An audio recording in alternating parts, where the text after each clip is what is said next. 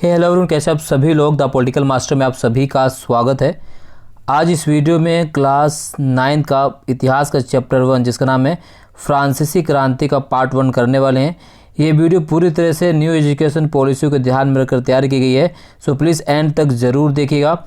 इस वीडियो में हम इस चैप्टर के इम्पॉर्टेंट टॉपिक्स को कवर करने वाले हैं। तो चलिए इस वीडियो को शुरू करते हैं दोस्तों। और वीडियो को शुरू करने से पहले अगर आप चैनल पर नए हैं तो चैनल को ज़रूर सब्सक्राइब कर लीजिएगा, बेल आइकन को प्रेस कर लीजिएगा ताकि हमारे चैनल के द्वारा जो भी कंटेंट उपलब्ध कराया जाए उसका नोटिफिकेशन आप सभी तक आसानी से पहुंच सके। तो चलिए दोस्तों इस वीडियो को शुरू करते हैं। बात करते हैं फ्रांसीसी क्रांति। फ्रांसीसी क्रांति के कारणों की बात करने से पहले दोस्तों जान लेते हैं कि फ्रांसीसी क्रांति है क्या। ठीक है, तो यहाँ पर देख सकते हैं दोस्तों कि 14 जुलाई 1789 की सुबह पेरिस नगर में आतंक का माहौल था। जी हाँ, पेरिस नगर में आतंक का माहौल था और सम्राट ने सेना को शहर में घुसने का आदेश दे दिया था। अफवाह थी कि वह सेना को नागरिकों पर गोलियां चलाने का आदेश देने वाला है। लगभग 7,000 मर्द और औरतें टाउन हॉल के सामने एकत्रित हुए और उन्होंने एक जन सेना का गठन करने का निर्णय किया। हथियारों की खोज में वे बहुत से सरकारी भवनों में जबरन प्रवेश कर गए। अंततः सैकड़ों लोगों का एक समूह पेरिस नगर के पूर्वी भाग की ओर चल पड़ा और बास्तिल किले की जेल को तोड़ डाला, जहां भारी मात्रा में गोला बारूद मिलने की संभावना थी। हथियारों पर कब्जे की इस सशस्त्र लड़ाई में बास्तिल का कमांडर मारा गया और कैदी छुड़ा लिए गए। यद्यपि उनकी संख्या केवल 7 थी और सम्राट की निरंकुश शक्तियों का प्रतीक होने के कारण बास्तिल किला लोगों की घृणा का केंद्र था। ये बहुत ही इम्पोर्टेंट है। इन सम्राट की निरंकुश शक्तियों का प्रतीक कौन था? तो है बास्तिल का किला। इसलिए किले को ढा दिया गया और इसके अवशेष बाजार में उन लोगों को बेच दिए गए जो इस ध्वंस को बतौर स्मृति चिन्ह सजोना चाहते थे, याद के रूप में रखना चाहते थे कि 1789 में एक क्रांति हुई थी और उस क्रांति के वो भी भागीदार थे। इस घटना के बाद कई दिनों तक पेरिस और देश के देहाती क्षेत्रों में कई और संघर्ष हुए। अधिकांश जनता पाव रोटी की महंगी कीमतों का विरोध कर रही थी। बाद में इस दौर का सिंहावलोकन करते हुए इतिहासकारों ने इसे एक लंबे घटनाक्रम की ऐसी शुरुआती कड़ियों के रूप में देखा जिनकी परिणति फ्रांस के सम्राट को फांसी दिए जाने से हुई। हालांकि उस समय अधिकांश लोगों को ऐसे नतीजे की उम्मीद नहीं थी। ऐसा क्यों और कैसे हुआ, तो जानेंगे दोस्तों कि फ्रांसीसी क्रांति क्यों हुई और फ्रांसीसी क्रांति के पीछे का कारण क्या रहा, उसके परिणाम क्या रहे।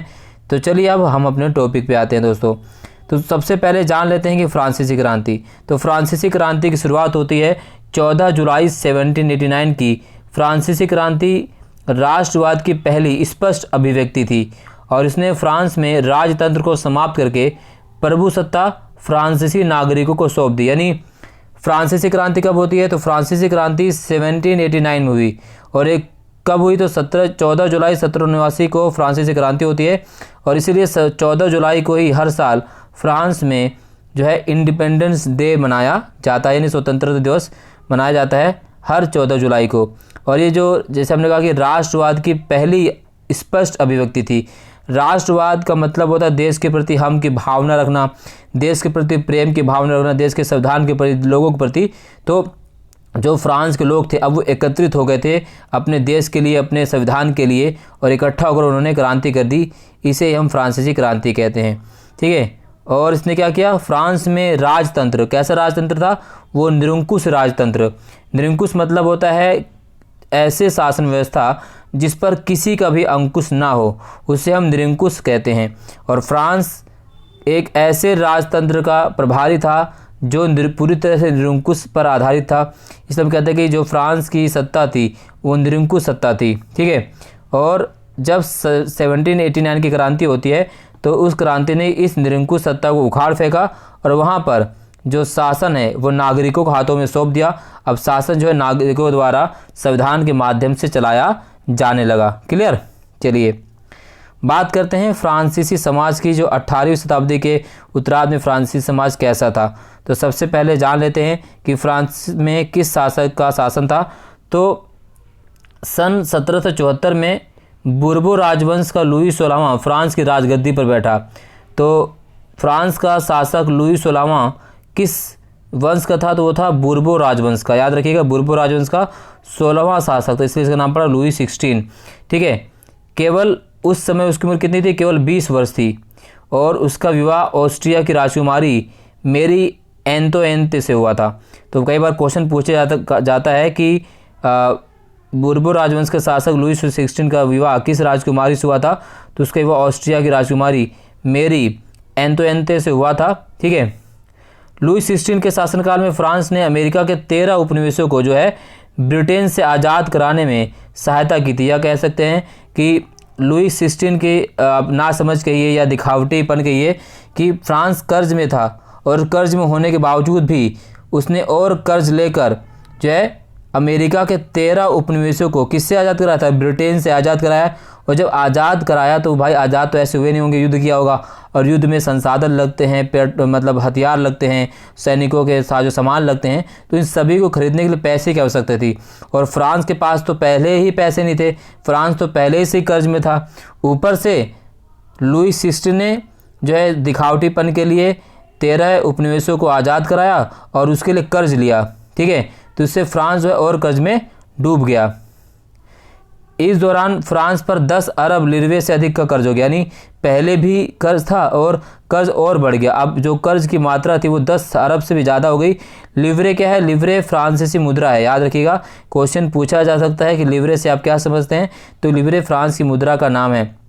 ठीक है, और अपने नियमित खर्चों जैसे सेना के रखरखाव, राज दरबार, सरकारी कार्यालयों को चलाने के लिए फ्रांसीसी सरकार को जो है में करों में वृद्धि के लिए बाध्य हो गई। क्योंकि भाई अगर पैसे उधार लिए हैं और उधार पहले से ही ज़्यादा है तो उधार और बढ़ गया है। अब जिनसे उधार लिए हैं उन्हें क्या करना है, जिनसे उधार उनको चुकाना पड़ेगा ना, और उधार चुकाने के साथ साथ फ्रांसीसी सरकार के अपने खर्चे थे।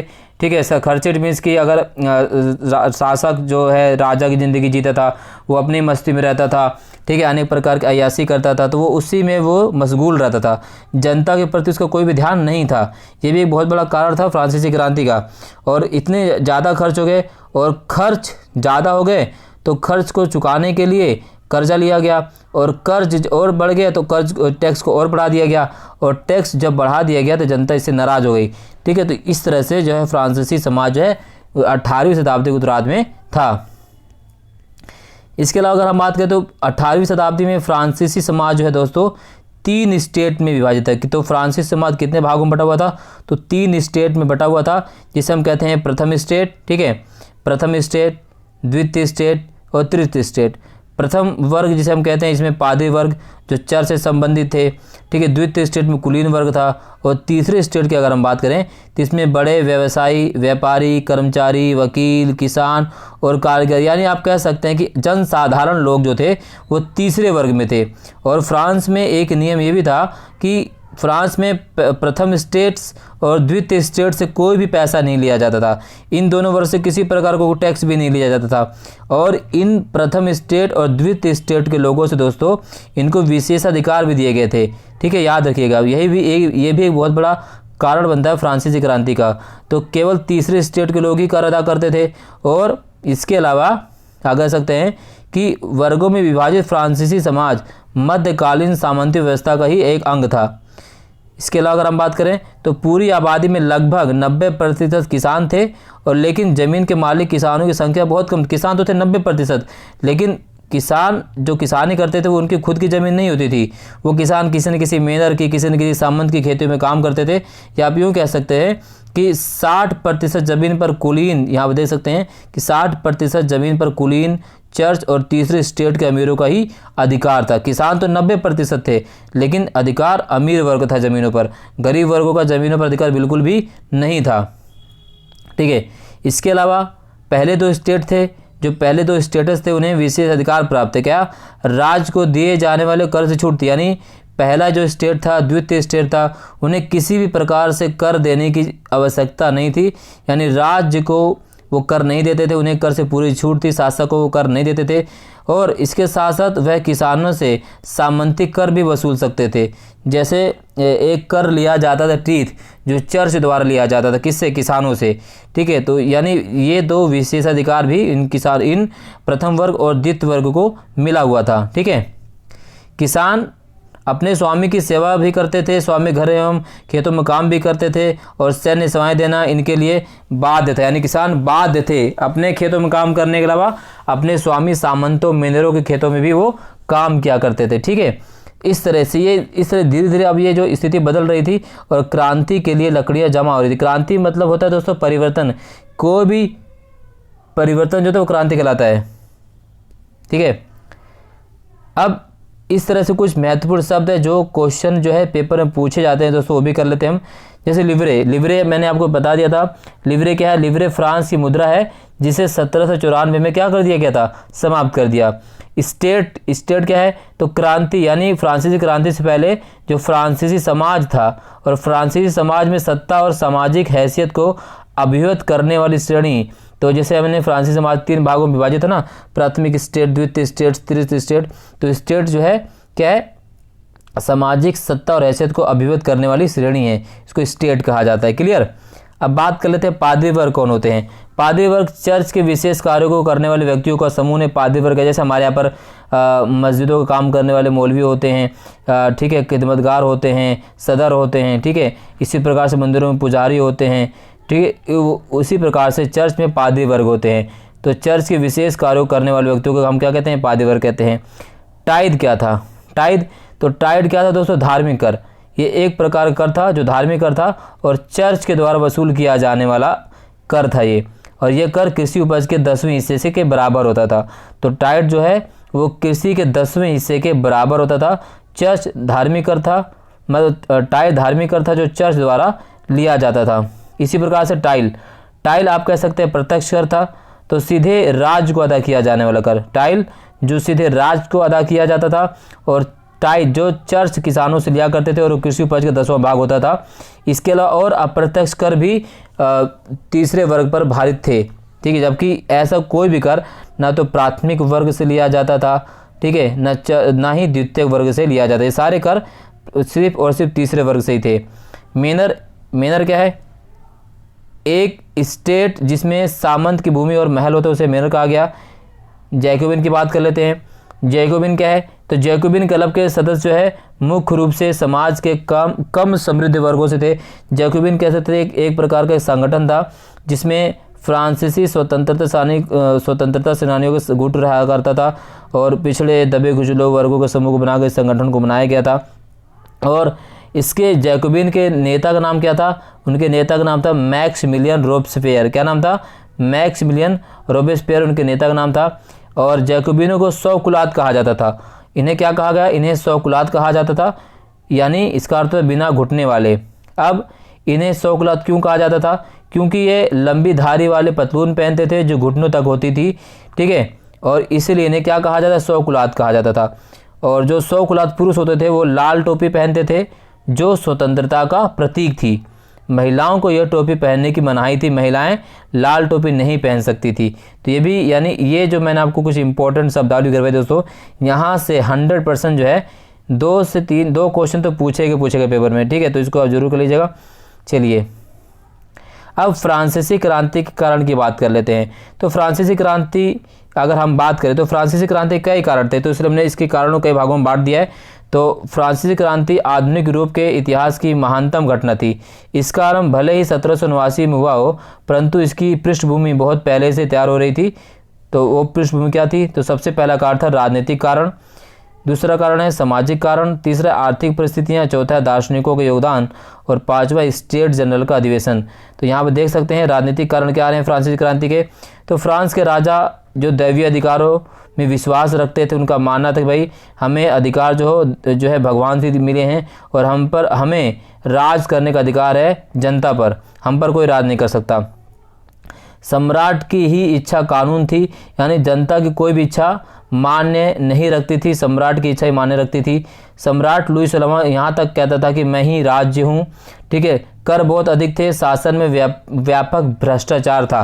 तो ये बहुत बड़ा कारण था फ्रांसीसी क्रांति का, क्योंकि राजा ही कानून बनाता था, राजा ही कानून का निर्माण मतलब लागू करता था और राजा ही दंड देता था। तो सारी सत्ता राजा के हाथ में थी, जनता के पास कुछ भी नहीं था, जनता के पास कुछ भी अधिकार नहीं थे, ठीक है। तो ये बहुत बड़ा कारण था फ्रांसीसी क्रांति का। दूसरा कारण था सामाजिक। जैसे आपको पता है कि जो फ्रांस का समाज है वो 3 वर्गों में बटा हुआ था। 3 सामाजिक वर्ग में बटा हो तो आपको प्राथमिक स्टेट, द्वितीय स्टेट, तृतीय स्टेट हमने बता दिया है। तो 3 भागों में बटा हुआ था। प्राथमिक स्टेट और द्वितीय स्टेट को सब कुछ अधिकार प्राप्त थे, लेकिन उन्हें उनसे किसी प्रकार का कोई कर नहीं लिया जाता था, जबकि तीसरे स्टेट के कोई भी अधिकार नहीं मिला हुआ था, लेकिन सभी कर उन्हीं से लिए जाते थे। ठीक है, तो इस प्रकार के भेदभाव भी फ्रांसीसी क्रांति का कारण बनता है। तीसरा, आर्थिक परिस्थितियाँ। तो आर्थिक परिस्थिति अगर हम बात करें तो फ्रांस के राजा धन का दुरुपयोग करते थे। जैसे लुई 16 था तो बहुत बड़ा अय्यासी था, बहुत बड़ा अय्यास था। वो अपने सारा जो पैसे का जो कह सकते हैं कि अपने अय्यासी में उड़ाता था, राज्य के लिए कुछ भी नहीं करता था, जनता के लिए कुछ भी नहीं करता, जनता मारी मारी फिरती थी। तो एक बहुत बड़ा कारण था, आर्थिक कारण, जिससे फ्रांसीसी क्रांति होती है। करों का विभाजन दोषपूर्ण था। जैसे प्राथमिक वर्ग जो थे उन्हें करों से छूट प्रदान थी, द्वितीय वर्ग को भी करों से छूट प्रदान थी। करों का सारा भार किसके पास था? तीसरे वर्ग को उसको भार दे दिया गया था। ऋण जो है, और इसके अलावा फ्रांस जो है कर्ज पे कर्ज लेता जा रहा था, और इससे फ्रांस जो है ऋण के जाल में फंस चुका था, और उसके पास और भी कोई साधन नहीं था इस ऋण को उतारने में। वो सबसे उतारने में और कारण रहा कि तीसरे वर्ग पर ऋण का बोझ डाल दिया गया और क्रांति हो जाती है। इसके बाद अगर हम बात करें तो दार्शनिकों का योगदान भी बहुत महत्वपूर्ण रहा क्रांति में। तो रूसो द्वारा एक पुस्तक लिखी गई थी, जिसका नाम था सोशल कॉन्ट्रैक्ट, यानी सामाजिक समझौता। वो भी बहुत महत्वपूर्ण कारण रहा, जिससे फ्रांसीसी क्रांति जो लोग थे उन्होंने पुस्तक को पढ़ा और उनके अंदर क्रांति भावना जागी। वॉल्टेयर ने कहा कि भाई वॉल्टेयर द्वारा चर्च के जो धार्मिक आडंबर थे उसको पूरी तरह से नकार दिया गया। लोगों के सामने चर्च के पोल खोल दी गई। ठीक है, उसके अलावा जॉन लॉक की पुस्तक की थी the spirit of the laws. ठीक है, इसमें इन्होंने राजा के दैवीय अधिकारों की क्या की थी? निंदा की थी। ठीक है, इसके अलावा और भी बहुत सारे थे विचारक, उन्होंने भी कई पुस्तकें ली जिससे लोग को जागरूकता मिली। और स्टेट जनरल का अधिवेशन, तो फ्रांस में स्टेट जनरल का अधिवेशन बुलाना ही कह सकते हैं कि आग में घी का काम करता है, और जिस दिन स्टेट जनरल बुलाएगी उसी दिन क्रांति जो है हो जाती है। ठीक है, इस तरह से। इसके बाद बात कर लेते हैं दोस्तों, यहाँ तक समझ आ गया आपको?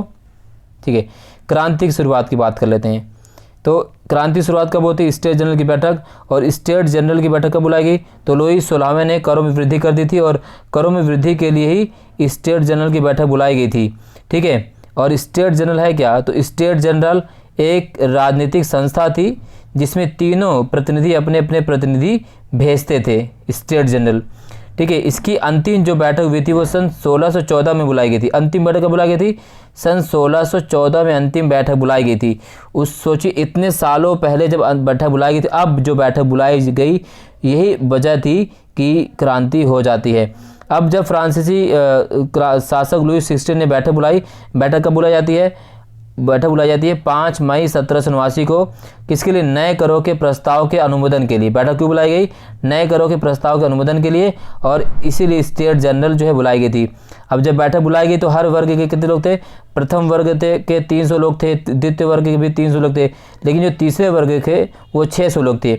और ये इस जो स्टेट जनरल की बैठक थी उसमें ये तय किया गया था कि भाई प्रत्येक वर्ग द्वारा प्रत्येक व्यक्ति एक वोट डालेगा, और यही मांग जो है ये तीसरे वर्ग लोग रखते हैं, लेकिन इस मांग को फ्रांसीसी सम्राट द्वारा अस्वीकार कर दिया गया।